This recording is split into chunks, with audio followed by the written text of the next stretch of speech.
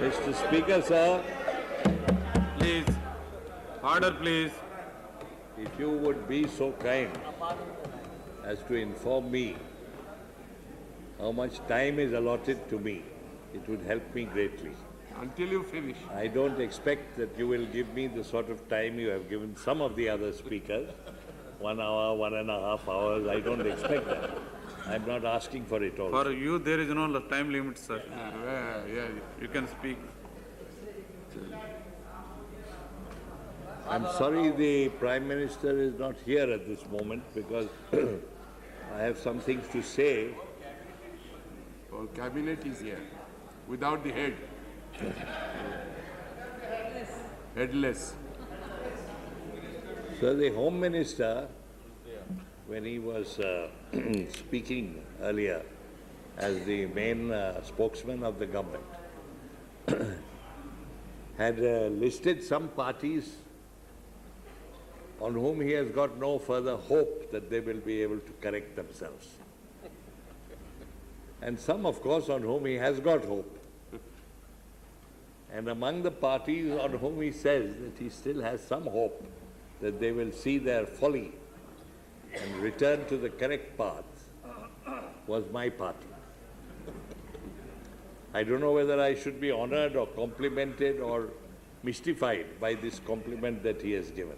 Feel insulted. This was in relation to the attitude of parties towards the Congress.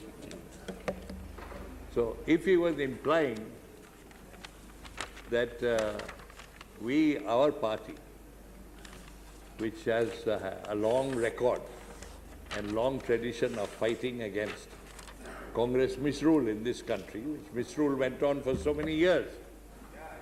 Therefore, now he thinks that perhaps we should keep that in mind and not take up a position which could be construed as being in favor of the Congress.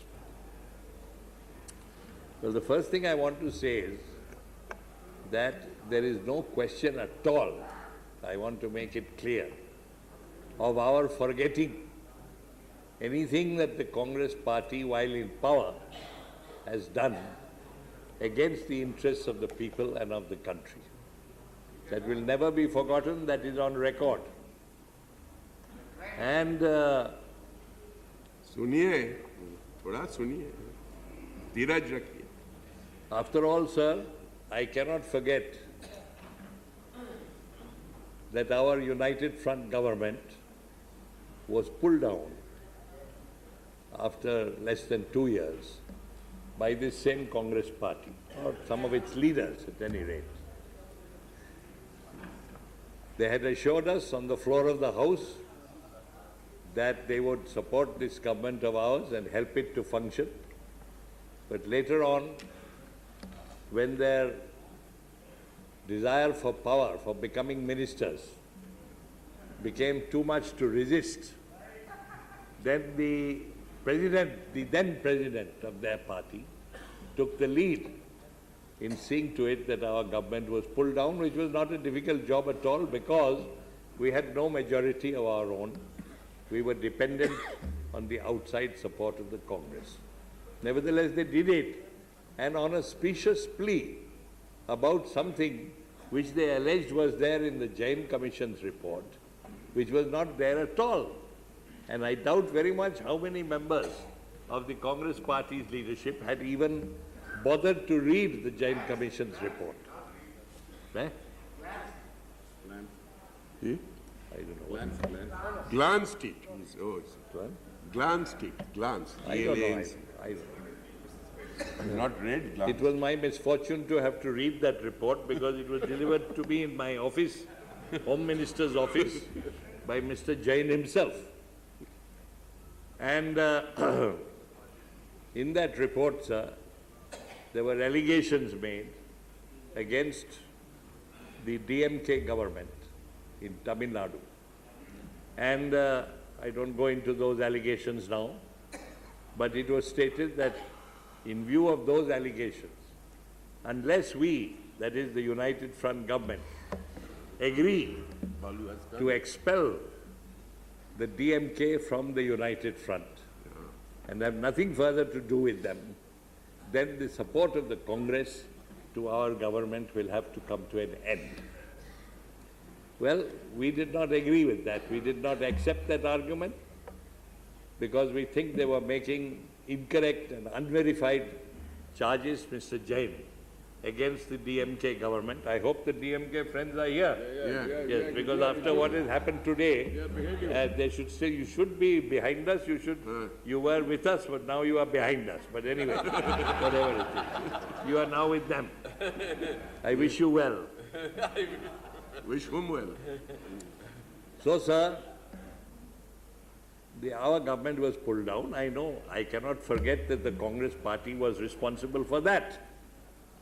I also cannot forget, and I don't wish to forget, and I don't wish to gloss over it, that for the almost 50 years that they ruled uninterrupted with their own single-party majority, they have done many things which were not in the interests of the common people, the poorer sections of the people, and of the country as a whole. I also cannot forget that when the masjid was pulled down by some gentlemen enjoying the support of these people here, the government at the center was the government of Mr. Narasimha Rao. The government in Lucknow was the government of Kalyan Singh. But the government at Delhi was the government of Mr. Narasimha Rao. And while one lot of people were actively engaged in demolishing the mosque, Mr. Narasimha Rao's government preferred to play the role of a passive spectator. They never intervened, they never did anything to stop it. They had with them the armed forces, the police, the law, the jails, everything they could have. They never did anything. So we have not forgotten these things at all. And you think that now we are just rushing to embrace the Congress. Who told you that? But we are faced with a situation where if it is possible to form an alternative government, one should try for that. If we cannot do it, that's a different matter. Then either we fail, either this government continues, or we will, all of us, have to go for elections, which also is a prospect that most of the members, honorable members of all the parties do not like. So now, sir, what I wish to say is, briefly, I shall be brief.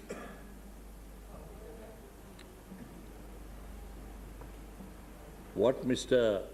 Advani was trying to suggest, that why a party which has always been anti-Congress and fought against the Congress should suddenly become soft towards the Congress. I'm afraid I cannot satisfy his curiosity, nor can I share his views, because we have certainly not gone soft on the Congress at all. But we are living in an age of coalition politics, fortunately or unfortunately. And, sir, the polity of the country is fractured. Everybody knows it. That is why it is very difficult to bring about unity, even among like-minded parties.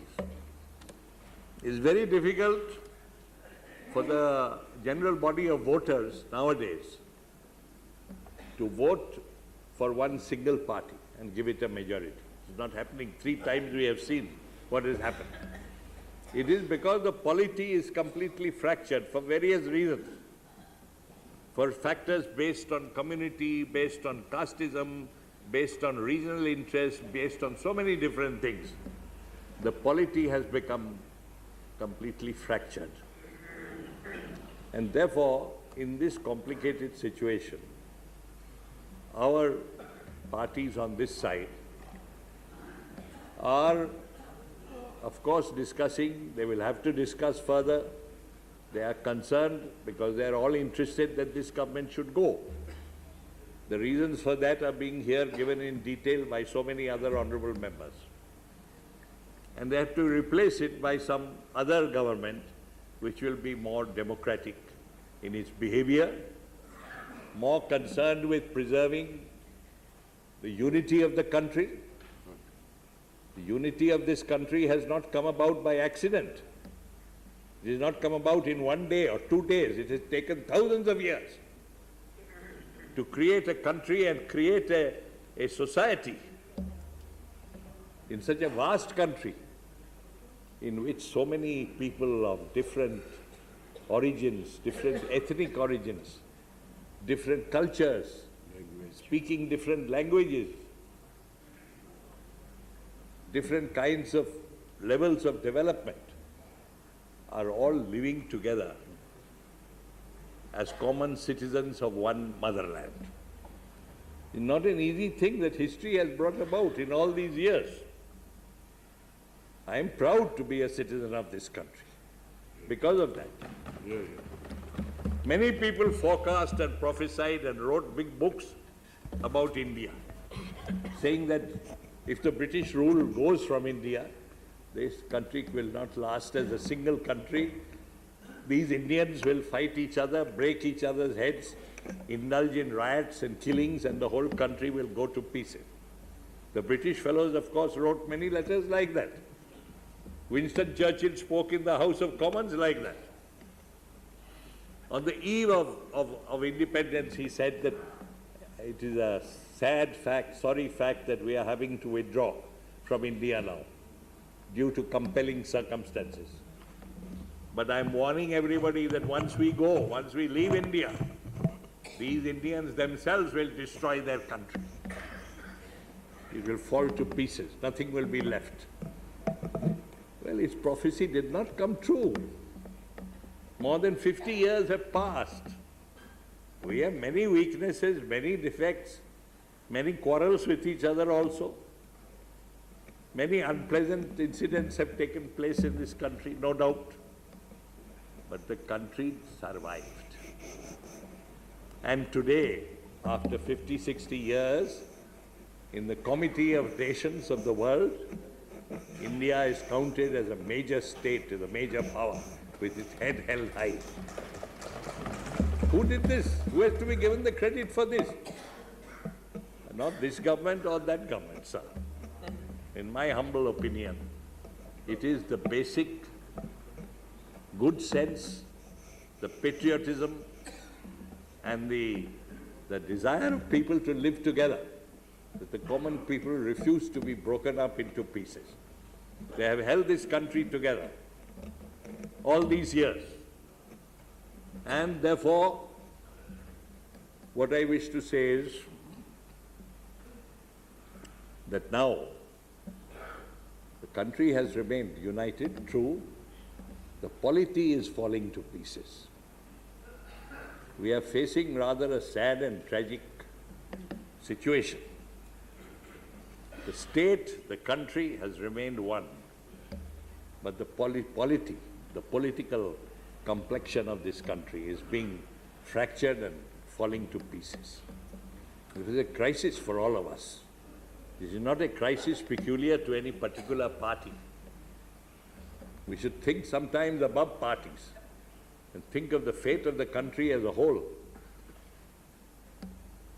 So now what I wish to say, sir, is that, of course, Shri Bajpayee, for whom personally I have great regard, he is an old friend of mine from long before he was a Prime Minister, and I was only a humble rank and file MP, but we were good friends. He has asked for a vote of confidence because, numerically, according to the figures available, his government had lost its majority in this House. And he's lost its majority, you know why, sir? Because a certain party with 18 MPs in this House, which was with them from the beginning, decided to withdraw its support. Now that gave the occasion for the Prime Minister, on the advice of the Honorable Rashtrapati, to come and ask the House for a vote of confidence. I'm glad he did that. Some friends say it would have been better if he had resigned straight away. Well, that is his prerogative. He need not resign. He can test it in the House also before he has to go. Anyway, but now what I want to say is, if you don't, please take offense at what I am saying. Many members have said here that Shri Bajpayee, notwithstanding what his personal qualities may be and all that, is not a free agent. He is working under duress. He is working under compulsions. He is working under the pressures of certain other forces, organizations, parties and so on, who are surrounding this government.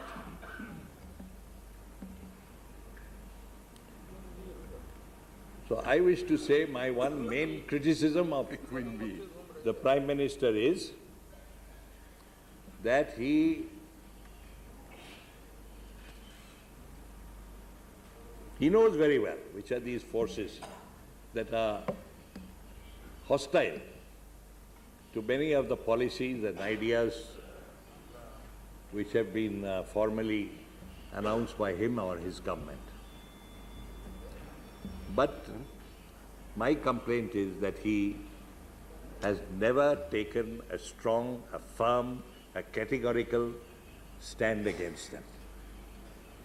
This government under his leadership is trying to do, there is a saying, sir, you know in English, running with the hare and hunting with the hounds.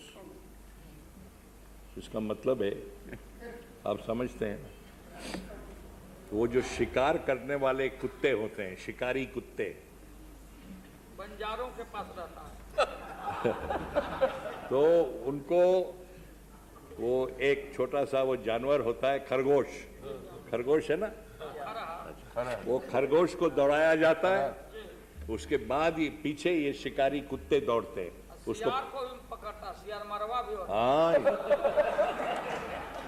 उसको पकड़ के उसको पकड़ पाए तो फिर उसको छोड़ते नहीं। तो मेरा कहना ये है सर कि प्राइम मिनिस्टर और उसकी सरकार इन लोगों के बारे में इस किस्म की एक एटीट्यूड लेकर चल रही है कि हम वो खरगोश बन के भी दौड़ेंगे और वो शिकारी कुत्ता बन के भी दौड़ेंगे। पर मेरे ख्याल से ये दोनों काम नहीं चल सकता है एक साथ। आप मुझे माफ कीजिए अगर हिंदी मेरा, मैं आज अंग्रेजी में इसलिए नहीं बोल रहा हूं कि आप बाद में बोलेंगे कि ये लंदन का पार्लियामेंट बना दिया। आप हिंदी में स्विच ओवर कर दिया अभी। नहीं स्विच ओवर किया, मतलब हमारे भारत के पार्लियामेंट में तो अंग्रेजी एक रिकग्नाइज्ड भाषा है, क्या करें, ऑफिशियल लैंग्वेज भी है, हिंदी के साथ साथ दोनों चलते हैं। चलाइए। आपसे हम लोग को सीखना ना है, इसलिए नहीं, सो मेरा कहना है कि जब अटल जी कॉन्फिडेंस चाहते हैं इस हाउस से, वो किसके प्रति हम लोगों को कॉन्फिडेंस प्रकट करने के लिए कह रहे हैं। आज जो परिस्थिति है भारत में, भारत के समाज में, मुझे तो ऐसा लगता है कि अगर हम कॉन्फिडेंस प्रकट करें तो वो कॉन्फिडेंस किसके ऊपर आएगा, किसके लिए हम कॉन्फिडेंस एक्सप्रेस कर रहे हैं। अशोक सिंघल, गिरिराज किशोर, विनय कटियार, ये लोग खूब माने हुए लोग हैं। ये नाम बोलने में क्या है? मैं इनके बारे में कोई कमेंट नहीं कर रहा हूँ। जो लोग यहाँ नहीं ये है, परिवार जवाब नहीं दे सकते हैं, उनके नाम माननीय तरफ ले रहे हैं। क्या सीनियर्स पर सुनिए क्या बोलता है, सुनिए। अध्यक्ष जी, अरे सुनिए ना क्या बोल रहे हैं। क्या सीनियर्स पर नियम लागू नहीं होता? बोला तो बहुत अच्छा, बड़ा बड़ा इसके बारे कोई मैंने कोई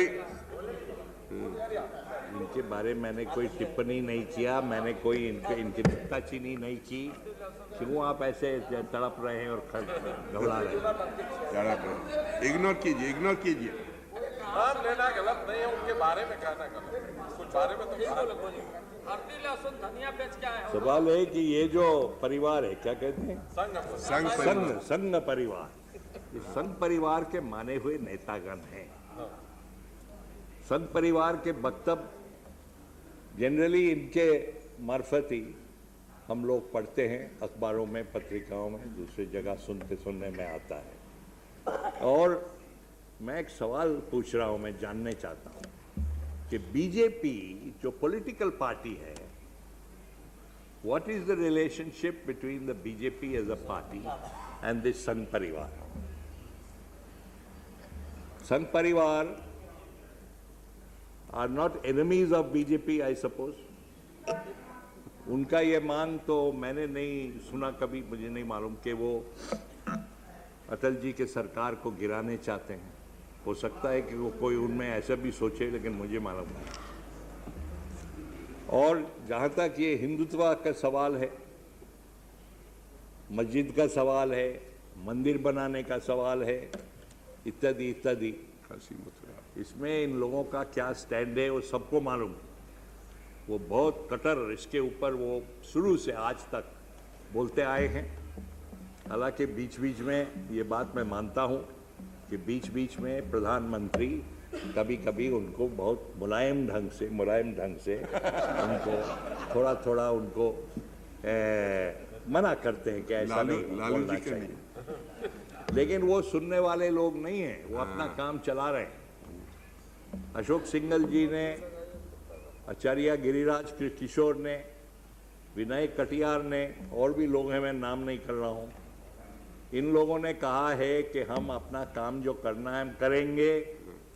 हम वहाँ बनाएंगे अपना वो मंदिर, वो जहाँ मस्जिद खड़ी थी एक समय, जहाँ वो गिरी है, उसी स्थान पर कोर्ट में कुछ भी राय हो, कोर्ट कुछ भी बोले ना बोले, हम उसी जगह पे, उसी स्थान पर हम अपना नया मंदिर बनाएंगे। काशी मथुरा, और काशी मथुरा की बात तो कभी कभी बोलते ही रहते हैं कि उसके बाद 2 नंबर 3 नंबर वो आएगा।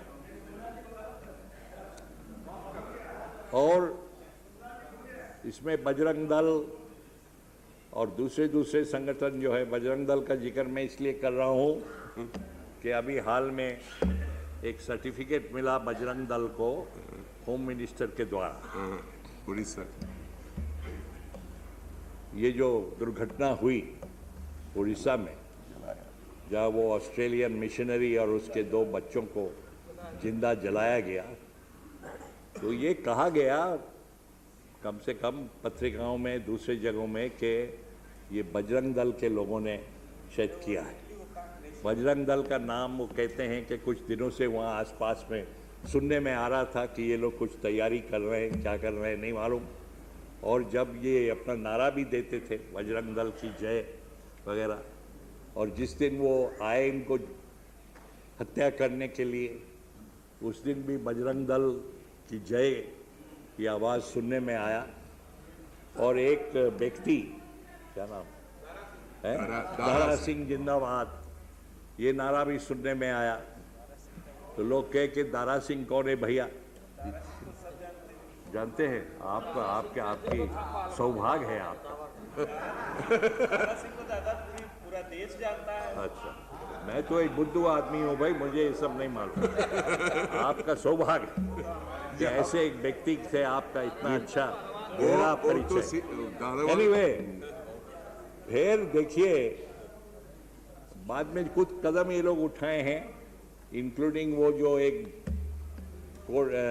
जज साहब को मुकर्रर किया गया इस पूरे घटने का एक जांच करने के लिए। 4 महीना ऑफिस में बहुत अच्छा कदम उठाया, ये पूरा करना चाहिए था और मैं वो समर्थन करता हूँ। लेकिन होम मिनिस्टर साहब ने, जांच जब ऑर्डर हो गया है, जांच अभी चल रहा है, जांच अभी पूरा नहीं हुआ, जांच का क्या फल निकलेगा किसी को मालूम नहीं। ये क्या ज़रूरत थी कि होम मिनिस्टर साहब बयान देकर बोले कि जहाँ तक मैं जानता हूँ ये बजरंग दल ऐसी संगठन है जिसमें कोई अपराधी लोग नहीं है। There are no criminal elements within the Bajrang दल।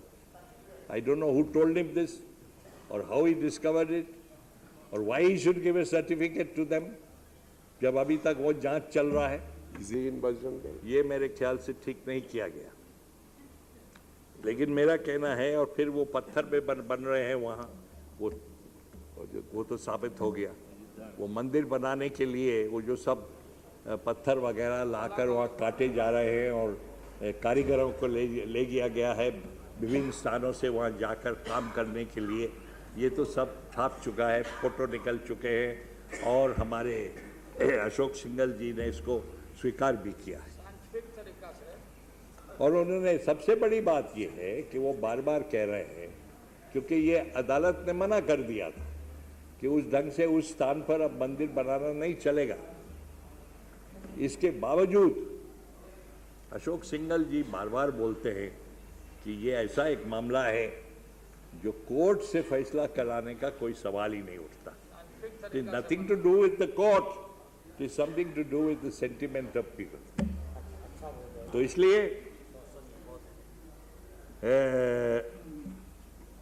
ये काम वो लोग तेजी के साथ चला रहे हैं, और वो अटल जी की बात इसमें सुनने को राजी नहीं है। लेकिन मेरा कहना है कि अटल जी ने बहुत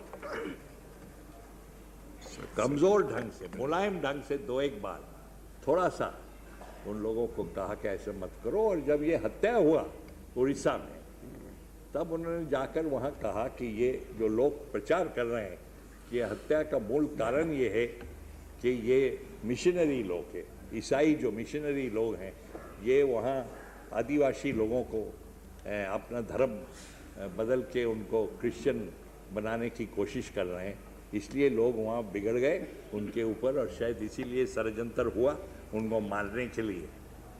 और उन्होंने कहा तो एक देश के अंदर एक डिबेट चलना चाहिए on the question of conversion, यही बोलकर उन्होंने छोड़ दिया, और कुछ हुआ नहीं। जी जी, जो कुछ बोलना है बोल लीजिए, उसके बाद मैं बोलूंगा, मैं बैठ जाऊं। की बात नहीं, आपको ख्याल तो रहता नहीं आपको। गुजरात की बात, उड़ीसा के बात, अच्छा गुजरात की बात। अच्छा भाई, गुजरात कन्वर्शन, सॉरी, ठीक है, ठीक है, गुजरात ही है, ठीक है। उसमें क्या बदल, फर्क क्या हुआ? फर्क क्या? अच्छा, तो मेरा कहना है, अरे क्या आप क्यों बोल रहे हैं? आप लोग तो एक एक आदमी 10 बार बोलते हैं, क्या हुआ? No please. ओहो, बच्चेपनी के आदत को छोड़िए। क्या है, एक आदमी अगर 2 बार 3 बार कुछ बोले। So sir, along with these organizations and their leaders, who I think they constitute also, will constitute in future a bigger problem. Also for the government, also for the BJP. We should have some clarity. What is the relationship and how you propose to deal with these people, and why you are so afraid of strongly condemning their utterances and their activities. Why are you afraid? There is some reason behind it. Then, sir, there is I did not mention the RSS. I don't know whether formally the RSS is a member of the Sangh Parivar or not. Are they? I don't know. Fountainhead. Fountainhead, chalo. But I don't generally ask anything here about the RSS, because I know that all the leaders of the BJP and most of the ministers, if not all of them, actually had their training and their schooling and guidance with the RSS. They never hide it. They are proud of the fact. MPs also, I said all BJP leaders, that includes MPs. You see? Even Kumar Mangalam has joined. So my contention is that RSS organization with headquarters at Nagpur, you see, is practicing backseat driving and is practicing remote control.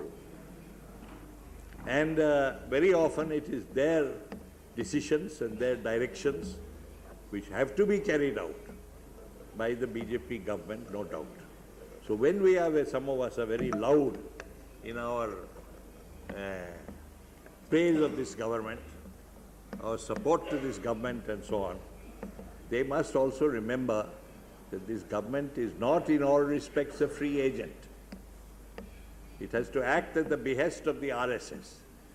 So in that case, if you know that well, you should come out and say, we support the RSS. And we would like the RSS to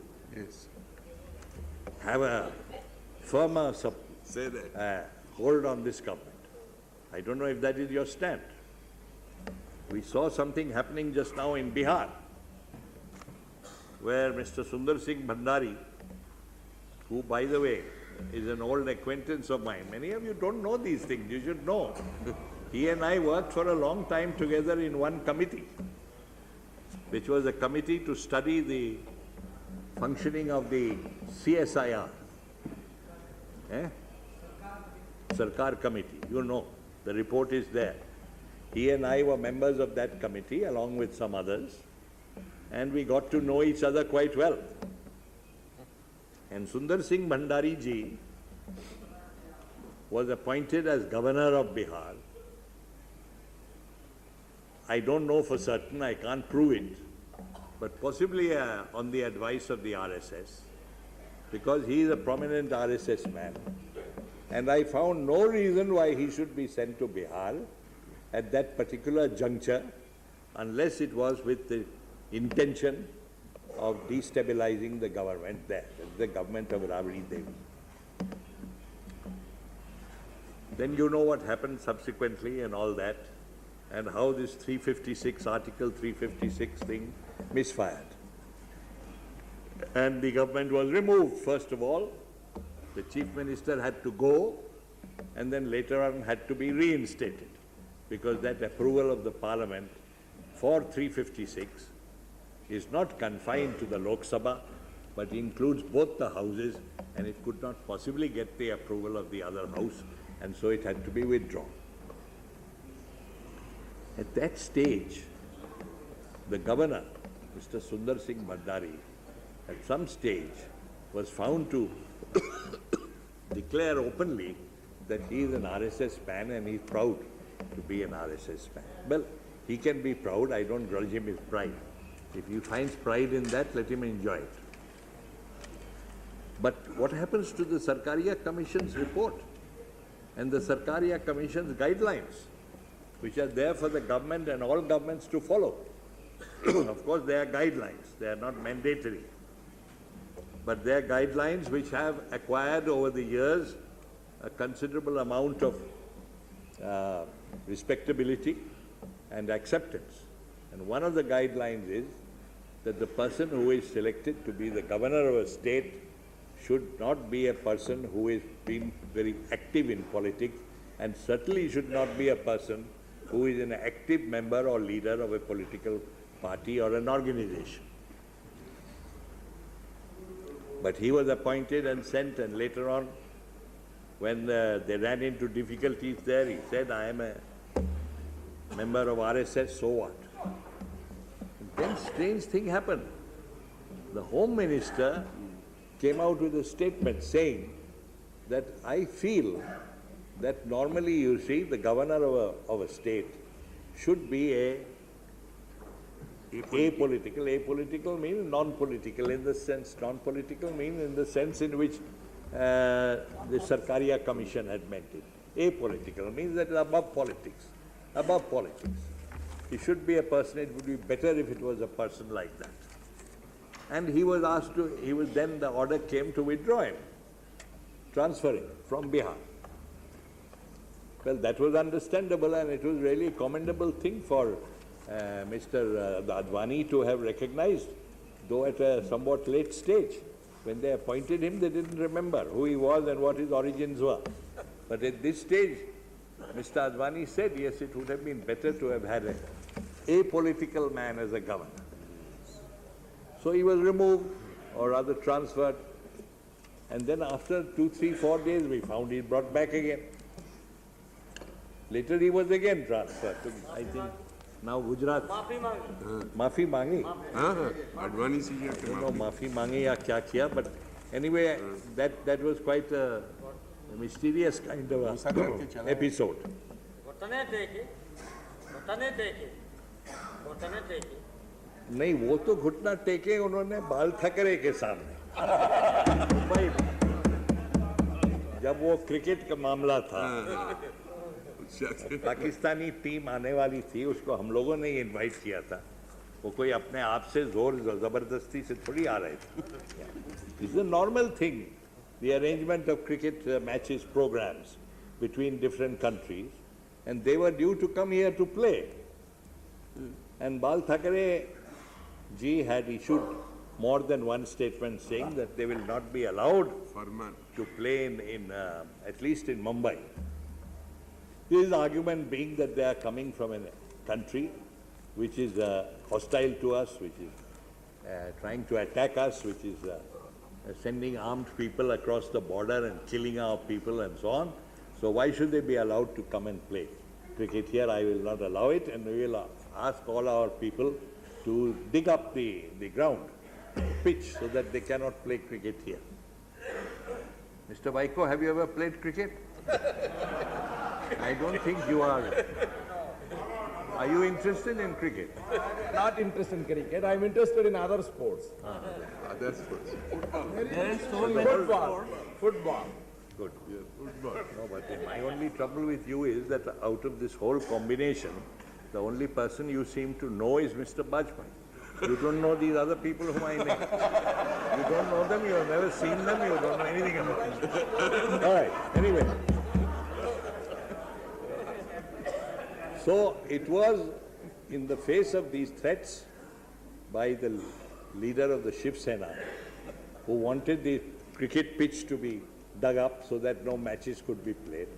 And there was a great deal of concern being expressed about this in the media and in sports circles and in Pakistan and all that.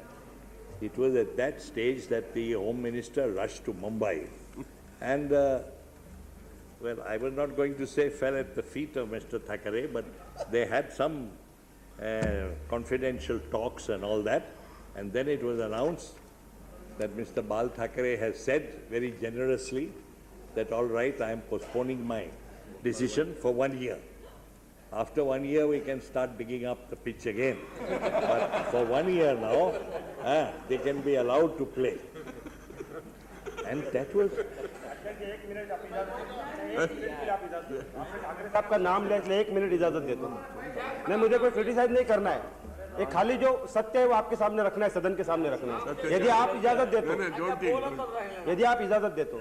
मैंने कोई असत्य बात बोली नहीं, कहने आपने सत्य कहा, लेकिन उसमें जो पाकिस्तानी संघ को जो विरोध हुआ है, हो गया आप लोगों को और भी मौका मिलेगा बट नहीं इजाजत नहीं देंगे. टाइम बहुत जा रहा है. तो जो सत्य है जो वास्तव में आना चाहिए. आपने आधा सत्य बताया, हम पूरा सत्य बताना चाहते हैं. अध्यक्ष जी, यस बात अध्यक्ष जी, अध्यक्ष जी, ये तो पॉइंट ऑर्डर में आप क्या बोलते हैं? अध्यक्ष जी, अध्यक्ष जी, यहाँ पर इंद्रजीत गुप्ता जी ने ठाकरे साहब का उल्लेख, यहाँ पर बाला साहब ठाकरे जी का उल्लेख यहाँ पर किया. पाकिस्तानी क्रिकेट टीम को जो विरोध शिवसेना प्रमुख ने किया है, उसके संदर्भ में यहाँ पर उन्होंने उल्लेख यहाँ पर किया. शिवसेना प्रमुख बाला साहब ठाकरे जी ने, जिन्हें देश पर गर्व है, अरे जो जिनको है वो मैं कह रहा हूँ, आपके बारे में नहीं कह रहा हूँ, मैं आपके बारे में नहीं कह रहा हूँ. देश को आप बोलते हैं देश को गर्व, मैं आपके बारे में नहीं कर रहा हूँ. आप सुन लीजिए, यही तो बात है, यही तो बात है. आप आधा सत्य सुने, आप पूरा सत्य सुन लीजिए. आपने आधा सत्य सुना है, पूरा सत्य सुन लीजिए. अध्यक्ष जी, जिन्हें देश पर गर्व है, अपने राष्ट्र पर, अध्यक्ष जी, इसका गर्व क्या? जिन्हें अपने देश पर, अपने राष्ट्र पर गर्व है, उनका यह मानना है. बोल रहे हैं अध्यक्ष जी, अध्यक्ष जी, के लिए प्यारे हो सकते हैं. देश पर गर्व करना कोई गुनाह है? What is this? अपने राष्ट्र पर गर्व करना कोई गुनाह है? बैठते हैं यहाँ पे सब सुनते हैं, तो वही बात कह रहे हैं, नाटक करते हैं, सब सुनते हैं। ठाकरे को देश पर गर्व है, No, please, Rajaji, please. अपने राष्ट्र पर गर्व करना कोई गुनाह है क्या? उन्हें अपने देश पर गर्व है, ठाकरे जी को राष्ट्र पर गर्व है। होम मिनिस्टर अध्यक्ष जी, अध्यक्ष जी, इनका ड्रामा, इनकी नौटंकी हम देख सकते हैं। अध्यक्ष जी, What is your एक मिनट में बात करो। What is your subject? Within a minute, what is your contribution in this house? Mr. Within a Sarpadar, minute please. में बता रहा हूँ। Sarpadar, please. अध्यक्ष जी, उन्हें अपने देश पर गर्व है और ये गर्व के बारे में वो ये चाहते हैं कि जो करने वाले क्या Malan Singh ji, what is this? सबसे बड़े Malan Singh ji, please take your chair. आप हत्यारा हैं। आप इतना सा साहब रखिए। पाकिस्तान, अध्यक्ष जी, पाकिस्तान लगातार No, हमारी Sarpadar, सीमाओं please. पर हमला कर रहा है, लगातार पाकिस्तान हमला कर रहा है, आतंकवाद को इस देश के अंदर बढ़ा रहा है और एक और पाकिस्तान सीमा पर हमला कर रहा है, आतंकवाद इस देश के अंदर बढ़ा रहा है। और जब सुन लीजिए, विरोध क्यों है, विरोध क्यों है वो सुन लीजिए, No, please. विरोध क्यों है आप सुन लीजिए ना। No, Malan Singh ji, please. इसलिए वाला साहब चाहते हैं No, please, आप बैठिए. आप बैठिए. हमारे देश के सीमाओं पर हमला कर रहा है, This will not go on record, आतंकवाद please. को बढ़ा रहा है और जब देश के अंदर आतंकवाद बढ़ रहा है तो हमें राष्ट्र के लिए पाकिस्तान के साथ में क्रिकेट नहीं खेलना चाहिए, ये उनका मानना है और ये हमारा आंदोलन है, ये शिवसेना का आंदोलन है। और यदि कोई आंदोलन इस देश के अंदर होता है और हमारे गृह मंत्री यदि आंदोलन करने वाले नेता से मिलते हैं, यदि उन्हें वो विनती करते हैं, रिक्वेस्ट करते हैं, तो इसमें कौन सी बड़ी गलती है? क्या जरूरी है कि हर आंदोलन डंडे के सहारे को होना चाहिए? क्या जरूरी है कि हर आंदोलन पुलिस की सहायता से खत्म करना चाहिए? आंदोलन को नीति बातें करके आंदोलन से सहयोग करके हम आंदोलन को मिटा सकते हैं और यदि गृह मंत्री ने किया तो कोई गलत कदम नहीं उठाया, यही मुझे कहना है। Indrajit Babu ji, please. No, Indrajit Babu. No, Indrajit Babu. No, Namma Badi. Indrajit Babu. Indrajit Babu. समर्थन वापस No, आप बैठिए. No, no. No, no, please. Indrajit Babu. Please. आप शुरू करिए. आप शुरू करिए, इंद्रजीत बाबू. बोलिए सर, इंद्रजीत बाबू. बोलिए शेखर जी उठेंगे तो ऐसे करेगा। What is your point of order? This morning, let me tell you, just remind you. Does under which rule? Please quote the rule. No, no, you please quote the rule. No, no, you first of all you quote the rule. Quote the rule. When Sonia Gandhi's name No, no, was please taken, quote the rule he first. was If you are in the point of order, please, what is this? what ground? What is this? No, no point of order. बात ठाकरे की जगह है jail. He's not a portion to reply all his No, allegations. no, nothing will go on He record. should not mention his name. Indrajit Babu. अरे बाल ठाकरे के बाद Indrajit. Please. Mr. Speaker, sir, Why are you getting so excited? Only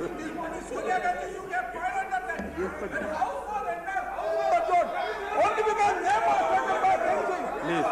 Only name was taken.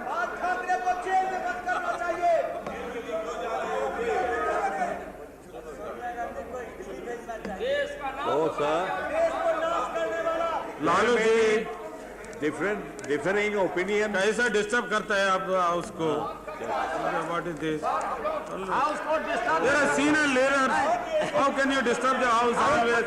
You are a senior leader. बैठ के सुन रहे हैं sir. You must assist the fair and शांति से सुन रहे हैं, शांति से। बाल ठाकरे देश के लिए खतरा है। No, sir. ये बार-बार ऐसा क्या? बाल ठाकरे देश के लिए खतरा है। जब बच्चे खड़े हो जाएंगे और बोलेंगे। Indrajit Babu. Sir, we may have different opinions, differing opinions in the country and among the members of the House on this question.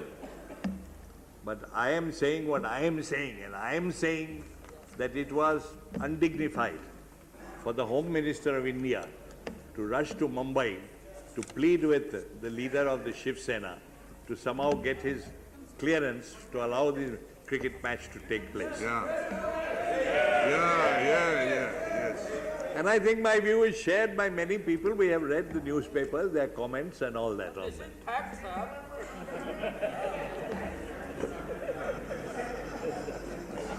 The next point, sir, that I wish to make is that as I have already spoken about the composite society, the pluralistic society that has been constructed in India over the years, I feel that this society, the main values of this society, the foundations of this society are under constant pressure and threat now because of these various forces and factors which are operating. And if this is not checked, if the government and the Prime Minister do not take a stronger and firmer stand about this, if it is allowed to go on, it may ultimately weaken and destroy the essential unity of our country. क्या हो गया है? हो क्या गया है? देश तो खत्म हो गया. Especially I would say, sir, these attacks which have been taking place on the Christian community, which is only 2% of the whole population. Have our friends ever bothered to think about what its repercussions are there and are taking place in those parts of the country where there is a much bigger Christian population, much more than 2%? I have particularly in mind the Northeast, which is such a sensitive region, in which there are 7 states, and about which we are constantly discussing because it has become a very sensitive state which is open to all kinds of disturbances and insurgencies and all that. Everybody knows the majority of the people living in the Northeast are Christians by religion. And I have checked up and found out that they are deeply distressed and deeply disturbed and agitated by all this news about what is happening to Christians. So it would be good if we did not take these things so lightly and only say that, oh, there should be some debate about conversion, or say that there are no criminals within these organizations like the Bajrang Dal. I think this kind of thing only encourages these people more. And one day retribution will come, because the Christianity professing peoples of the Northeast, I'm not going into other parts of the country, there are big Christian populations in the South also, but the Northeast is dominantly Christian, and we are trying our best to bring that area closer to the mainstream of India and not to allow them to get more and more alienated. But retribution will come one day if they do not see our government taking firm and energetic steps to stop this anti-Christian crusade which is going on. Oh, sir. Then I have 1 or 2 points more.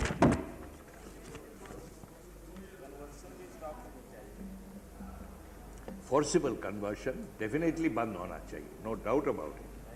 But don't say that all conversions are always forcible. ऐसा नहीं भी हो सकता है. कैसे बंद हुआ? 99% only possible. Sir, yesterday, Mr. Sangma, and I agree with him 100%, he spoke about the weakening or the denigration of certain institutions in this country. And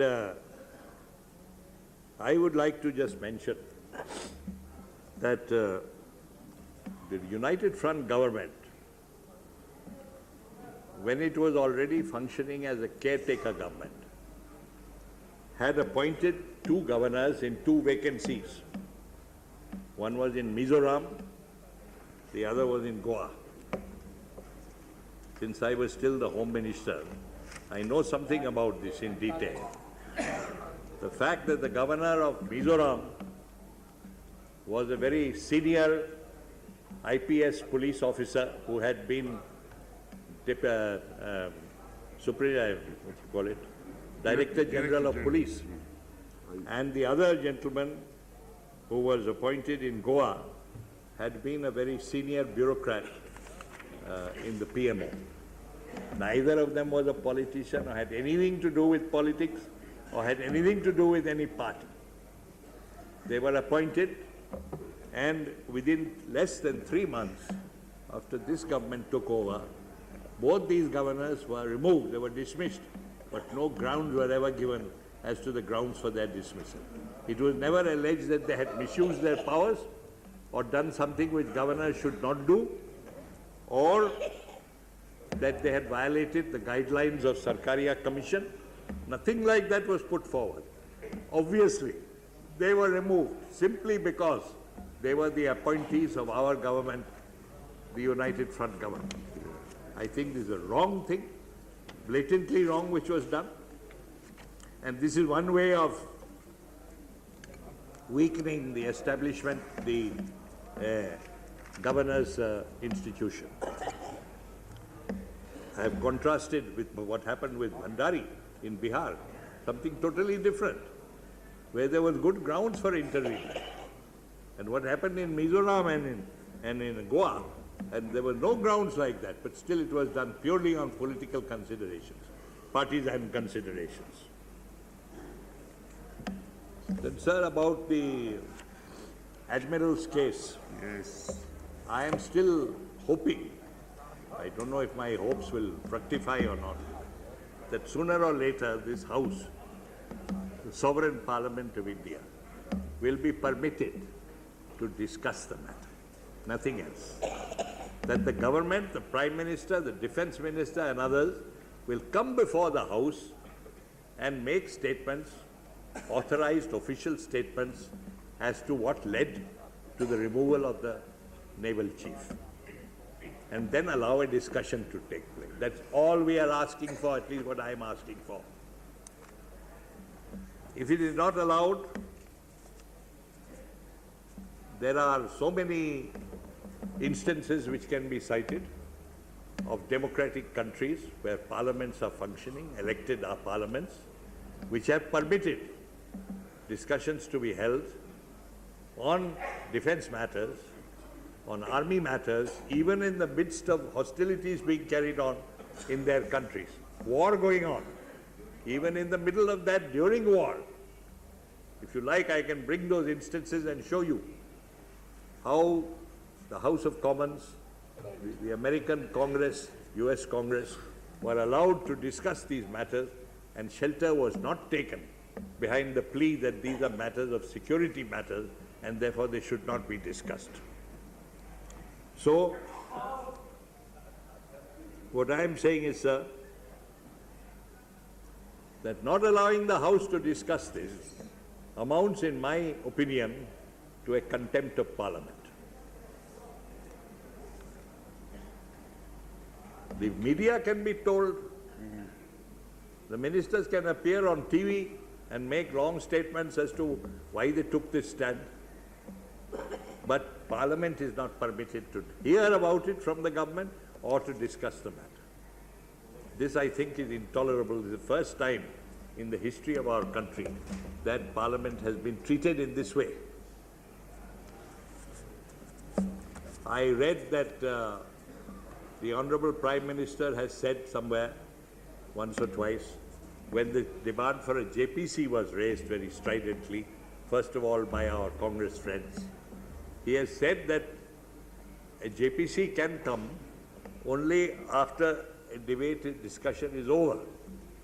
If a debate or a discussion shows that there is some prima facie matters of corruption, this is dealing with the corruption matters which Bhagwat had raised, then a JPC certainly can be appointed to go into those matters. But without a discussion or anything, you cannot suddenly have a JPC floating in the air, hanging in the air. Okay, I accept his argument. Then why don't you allow the discussion? Allow the discussion. If something comes out of it which you feel requires further investigation, then the case for the JPC will be made much stronger. But on the one hand you say no JPC, on the other hand you say no discussion, then why not abolish this parliament? Why are we keeping it? For what purpose? This way of demolishing established constitutional institutions of the country, I am not bothered about this man Bhagwat.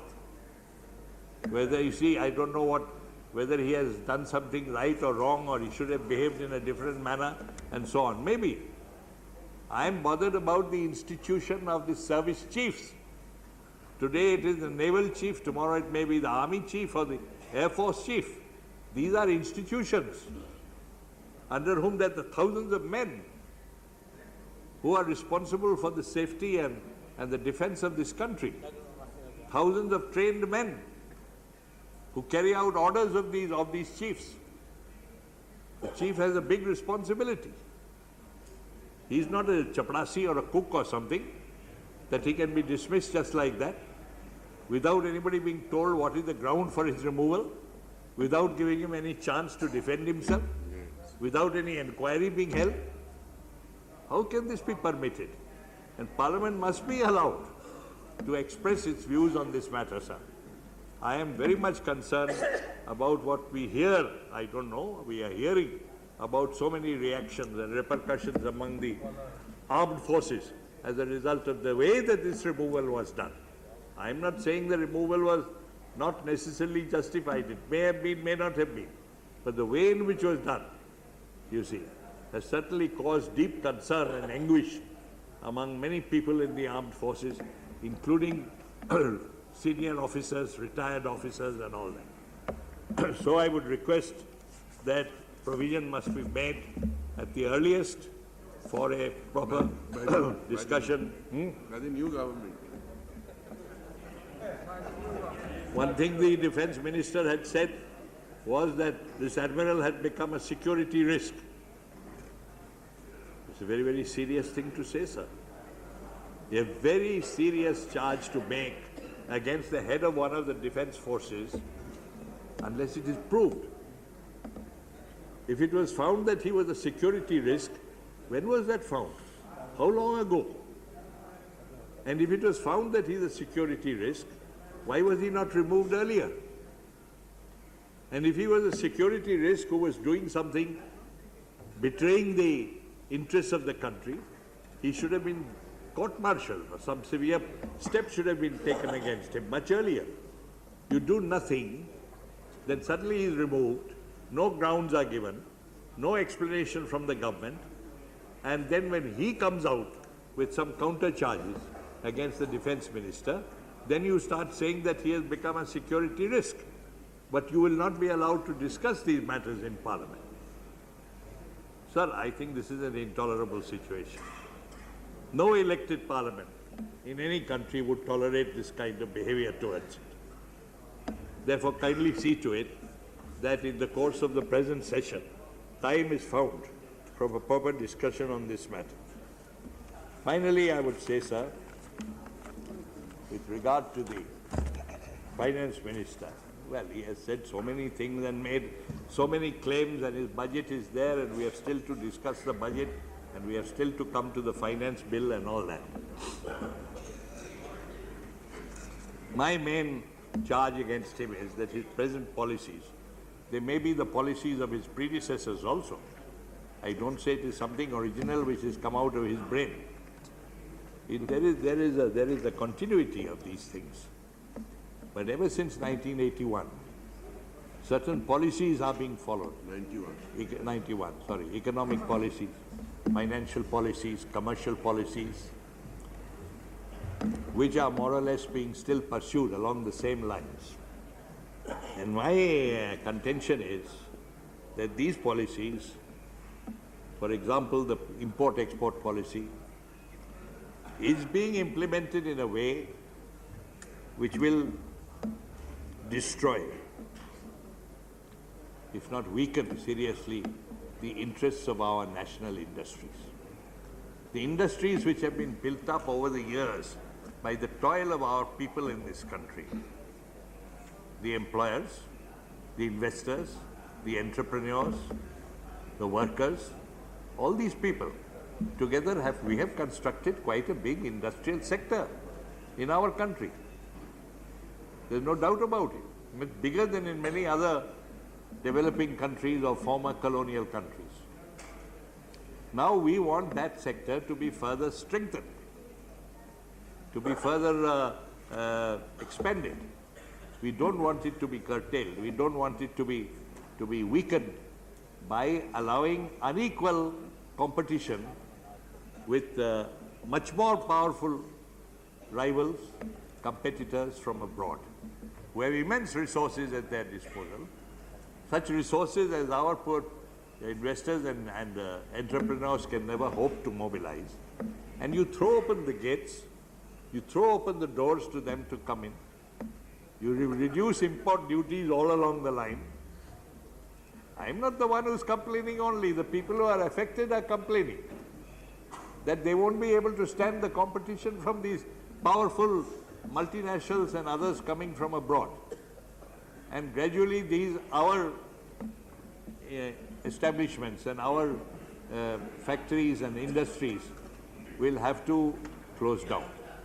Or they will certainly be very seriously affected by what is happening. So I think that there is something has come up inside the context of the BJP called Swadeshi Jagaran Manch. Well, I don't know, some of you may be in that. Swadeshi Jagaran Manch, I'm not very clear where they have spelt out exactly what they want. Swadeshi is a very easy word to use. Of course, it can mean many things. Certainly, I think it should mean some amount of self-reliance, much more than we are practicing at the moment. And it should not be done in such a way that only Indian monopoly houses and those who are able to collaborate with the foreign companies, only they will prosper and all the others will go to the wall. The present Disinvestment Commission's activities also, in cases of some very leading public sector concerns and some public sector concerns which are doing well, making good profits, are recommended for heavy disinvestment of their shares. I don't know, this seems to me to be a preliminary step towards their privatization. In spite of everything that we are reassured by the Finance Minister that we have taken a pledge to protect these industries and strengthen them and see that they are properly run and all that.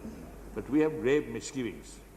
And I think these misgivings are shared by certainly one section of our entrepreneur investor Our class. standing committee has recommended against. Unanimous report Oh, what? of ITI in Bangalore and Yes, HTL. yes, those companies, Yes. they are Standing committee on expressing great communication. alarm at what is taking place. Unanimous recommendation against. So, Mr. Prime Minister, I would request you not to leave this all to Yashwant Sinha, but you also to take more interest to look into it and see that the interests of our native domestic industries are properly protected and they are not driven to the wall because these global fellows are out now to capture the markets everywhere. Everybody knows that. Globalization means that the more powerful are out to capture the markets of the less powerful country. Who does not know it? The big drive is going on. And they have tremendous resources at their disposal. So we must be quite clear as to where we will allow them to enter, where we will not allow them to enter, or where we will allow them to enter only on certain conditions, so that the basic interests of our own industries and our people are safeguarded. What is wrong with that? I don't see. It is wrong to sacrifice them because some very rich and powerful people are pressurizing us and pressurizing our governments to open the gates wider and wider for them to come in. This policy, sir, in the long run, I think will harm very much the interests of our national economy And these should be looked into, and wherever necessary, it should be rectified, and a new policy which may not be liked by some other people, but which we should have the courage to push through. There are some smaller countries who are doing it. I may just end, sir, by saying that This government cannot. very recently I was on a visit to Vietnam. Vietnam is one of those countries, sir, which among those South Asian and Southeast Asian countries had suffered from a great slump and recession and bankruptcy of firms and all that. You know what happened in South Korea and Indonesia and these countries. After they had prospered a lot and everybody was hailing them as the new tigers, Asian tigers and all that, you suddenly discovered that they're no longer tigers, but they have become pussycats. And suffering greatly from closures, from bankruptcies, from unemployment, from retrenchment and all that. We found to our surprise that Vietnam, being a very, very small country, had somehow or other managed to avoid this crisis and escape it. How? I did not know. I took advantage of my stay there to have some discussions with some of the ministers and other people and asked them. And what they said was that our experience has been that if we go all out to mobilize our domestic resources and not become dependent on World Bank and IMF, go all out to mobilize our own resources and shape our production process in a way which caters for the needs of our people and our domestic market and not only for purposes of profit making, then we can escape the worst offensive of this kind of capitalist crisis.